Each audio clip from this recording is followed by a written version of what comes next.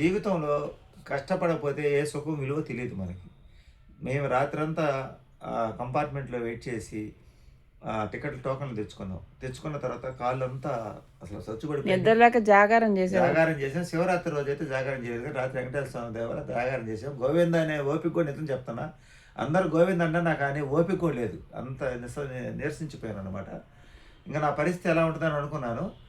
పొద్దుటిపూట మేము ఈ రూమ్ తీసుకోవడానికి ముందు కనీసం రూమ్ దగ్గరికి పోయేదానికి కూడా ఓపిక లేదు.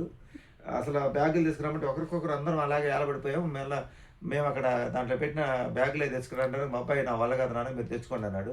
అలాంటి మాకు ఇంకా నేను నువ్వు తెచ్చుకున్నాం మా బ్యాగ్. అమ్మాయి నేను అట్నే పోయి ఒకరికొకరు తెచ్చుకొని ఆ లాకర్ తాళం తీసుకొచ్చి ఇస్తే ఆమండి మళ్ళీ తాళం వాడేసి మళ్ళీ తాళం చేయి తీసుకొచ్చి ఇవ్వండి. మళ్ళీ తిరగలేక అల్లాడిపోయాం శ్రీనివాసంలో.